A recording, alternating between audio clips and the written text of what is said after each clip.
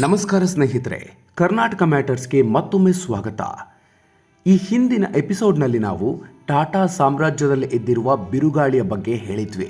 ರತನ್ ಟಾಟಾ ಅವರ ನಿಧನದ ನಂತರ ಅಧಿಕಾರಕ್ಕಾಗಿ ಹೇಗೆ ಸಂಘರ್ಷ ಶುರುವಾಗಿದೆ, ಕೇಂದ್ರ ಸರ್ಕಾರ ಯಾಕೆ ಮಧ್ಯಪ್ರವೇಶ ಮಾಡಬೇಕಾಗಿ ಬಂತು ಅನ್ನೋದನ್ನು ತಿಳಿಸಿದ್ವಿ. ಆ ವಿಡಿಯೋ ಮಾಡಿ ಕೆಲವೇ ದಿನಗಳಲ್ಲಿ ಟಾಟಾ ಗ್ರೂಪ್ನಲ್ಲಿ ಮತ್ತೊಂದು ಮಹಾ ಬೆಳವಣಿಗೆ, ಒಂದು ನಾಟಕೀಯ ತಿರುವು ಸಂಭವಿಸಿದೆ. ಟಾಟಾ ಟ್ರಸ್ಟ್ನ ಒಳಗಿನ ಆಂತರಿಕ ಜಗಳ ಈಗ ಮತ್ತೊಂದು ಹಂತಕ್ಕೆ ತಲುಪಿದೆ.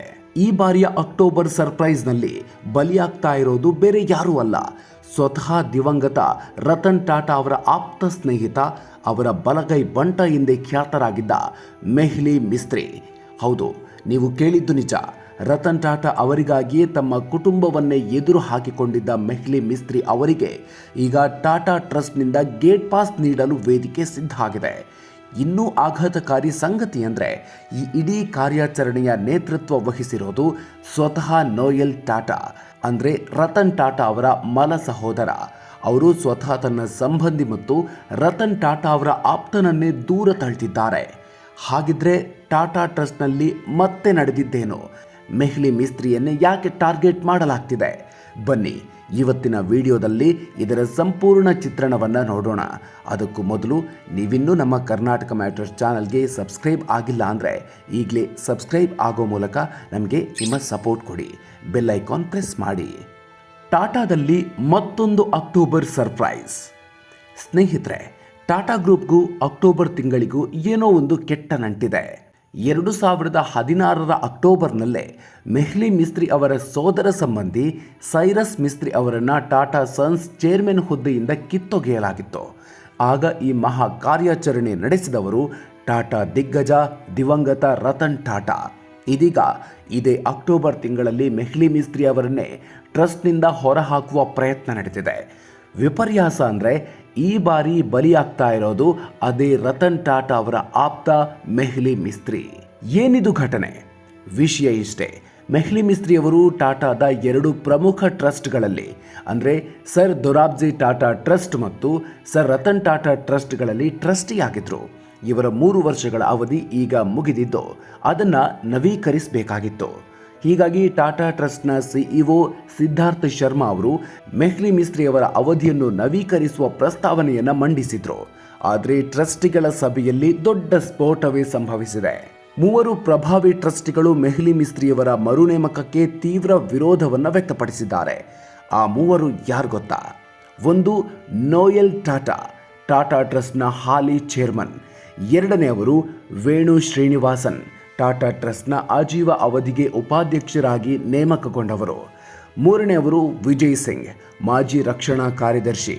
ಇತ್ತ ಮೆಹ್ಲಿ ಮಿಸ್ತ್ರಿ ಪರವಾಗಿ ಪ್ರಮಿತ್ ಜಾವೇರಿ, ಡೇರಿಯಸ್ ಖಂಬಾಟ ಮತ್ತು ಜಹಾಂಗೀರ್ ಮತ ಚಲಾಯಿಸಿದ್ರು. ಸರ್ ದೊರಾಬ್ಜಿ ಟಾಟಾ ಟ್ರಸ್ಟ್ನಲ್ಲಿ ಮೆಹ್ಲಿ ಮಿಸ್ತ್ರಿ ಹೊರತುಪಡಿಸಿ ಒಟ್ಟು 6 ಟ್ರಸ್ಟಿಗಳಿದ್ದಾರೆ. ಇಲ್ಲಿ ವೋಟಿಂಗ್ 3-3ರಲ್ಲಿ ಸಮ ಆಯಿತು.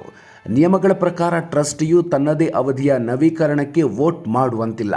ಹೀಗಾಗಿ ವಿರೋಧಿಗಳ ಗುಂಪೇ ಬಹುಮತ ಸಾಧಿಸಿದಂತಾಯಿತು. ಇದೇ ಕಥೆ ಸರ್ ರತನ್ ಟಾಟಾ ಟ್ರಸ್ಟ್ನಲ್ಲೂ ನಡೆಯಿತು. ಅಲ್ಲಿ ರತನ್ ಟಾಟಾ ಅವರ ಸೋದರ ಜಿಮ್ಮಿ ಟಾಟಾ ಎಂಬ ಇನ್ನೊಬ್ಬ ಟ್ರಸ್ಟಿ ಸಾಮಾನ್ಯವಾಗಿ ಸಭೆಗಳಲ್ಲಿ ಭಾಗವಹಿಸೋದಿಲ್ಲ. ಹೀಗಾಗಿ ಅಲ್ಲೂ ಕೂಡ ನೋಯಲ್ ಟಾಟಾ ಬಣದ ವಿರೋಧವೇ ಅಂತಿಮವಾಯಿತು. ಹೀಗೆ ಕೇವಲ 3 ವೋಟ್ಗಳಿಂದ ರತನ್ ಟಾಟಾ ಅವರ ಅತ್ಯಂತ ನಂಬಿಕಸ್ಥ ವ್ಯಕ್ತಿಯ ಅಧಿಕಾರಾವಧಿ ಅಂತ್ಯಗೊಂಡಿದೆ. ಇದು ಟಾಟಾ ಗ್ರೂಪ್ನ ಇತಿಹಾಸದಲ್ಲೇ ಒಂದು ನಾಟಕೀಯ ಬೆಳವಣಿಗೆ. ಯಾರು ಈ ಮೆಹ್ಲಿ ಮಿಸ್ತ್ರಿ? ಇವರನ್ನೇ ಗುರಿಯಾಗಿಸಿದ್ದು ಯಾಕೆ? ಈ ಮೆಹ್ಲಿ ಮಿಸ್ತ್ರಿ ಸಾಮಾನ್ಯ ವ್ಯಕ್ತಿಯಲ್ಲ. ಇವರನ್ನು ಅರ್ಥ ಮಾಡಿಕೊಳ್ಳೋಕೆ ನಾವು 2016 ಟಾಟಾ ಮಿಸ್ತ್ರಿ ಜಗಳಕ್ಕೆ ಹೋಗಬೇಕು. ಮೆಹ್ಲಿ ಮಿಸ್ತ್ರಿ ಅವರು ಪಲ್ಲೊಂಜಿ ಗ್ರೂಪ್ನ ಮಾಲೀಕರು. ಈ ಕಂಪನಿ ಟಾಟಾ ಮೋಟಾರ್ಸ್ನ ಡೀಲರ್ ಆಗಿದೆ ಮತ್ತು ಟಾಟಾ ಸ್ಟೀಲ್, ಟಾಟಾ ಪವರ್ ಜೊತೆ ವ್ಯವಹಾರವನ್ನು ಹೊಂದಿದೆ.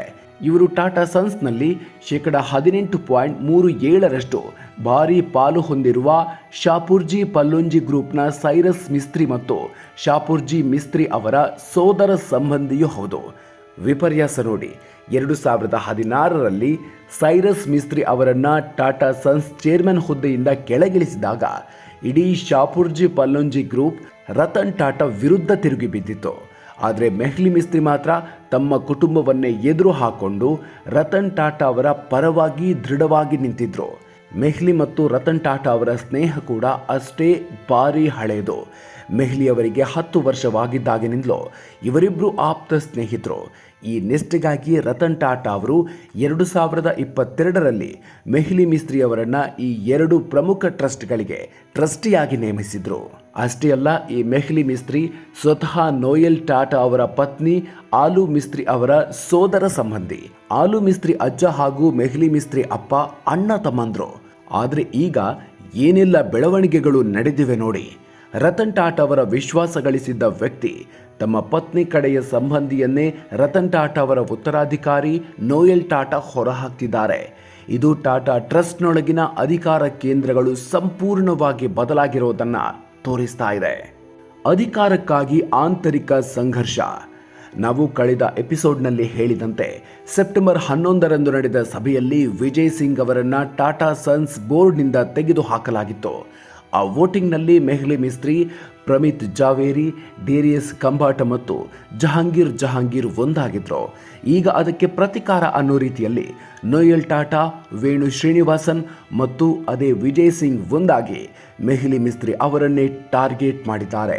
ಇದರಿಂದ ಟಾಟಾ ಟ್ರಸ್ಟ್ನಲ್ಲಿ ಈಗ 2 ಸ್ಪಷ್ಟ ಬಣಗಳು ಸೃಷ್ಟಿಯಾಗಿದೆ ಅನ್ನೋದು ಜಗಜ್ಜಾಹೀರಾಗಿದೆ. ಬಣ 1ರಲ್ಲಿ ನೋಯಲ್ ಟಾಟಾ, ವೇಣು ಶ್ರೀನಿವಾಸನ್, ವಿಜಯ್ ಸಿಂಗ್ ಇದ್ರೆ ಬಣ 2ರಲ್ಲಿ ಮೆಹ್ಲಿ ಮಿಸ್ತ್ರಿ, ಪ್ರಮಿತ್ ಜಾವೇರಿ, ಡೇರಿಯಸ್ ಕಂಬಾಟ, ಜಹಾಂಗೀರ್ ಇದ್ದಾರೆ. ಇಲ್ಲಿಯವರೆಗೆ ಟಾಟಾ ಟ್ರಸ್ಟ್ನ ಎಲ್ಲ ನಿರ್ಧಾರಗಳು ಸರ್ವಾನುಮತದಿಂದ ನಡೀತಿದ್ವು. ಆದರೆ ರತನ್ ಟಾಟಾ ನಿಧನದ ನಂತರ ಆ ಸಂಪ್ರದಾಯ ಮುರಿದು ಬಿದ್ದಿದೆ.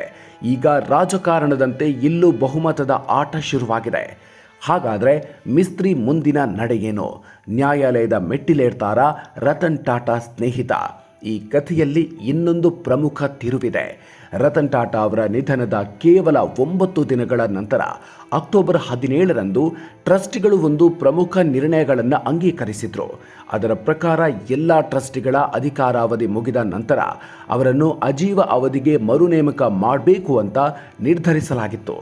ಈಗ ಆ ಸರ್ವಾನುಮತದ ನಿರ್ಣಯಕ್ಕೆ ವಿರುದ್ಧವಾಗಿ ಮೆಹ್ಲಿ ಮಿಸ್ತ್ರಿಯವರನ್ನು ಬಹುಮತದ ಮೂಲಕ ಹೊರಹಾಕಲಾಗ್ತಾ ಇದೆ. ಇದು ಕಾನೂನಿನ ಸಂಘರ್ಷಕ್ಕೆ ಕಾರಣವಾಗಲೂಬಹುದು. ಮೆಹ್ಲಿ ಮಿಸ್ತ್ರಿ ಖಂಡಿತವಾಗಿಯೂ ಸುಮ್ಮನೆ ಕೂರುವ ವ್ಯಕ್ತಿಯಲ್ಲ.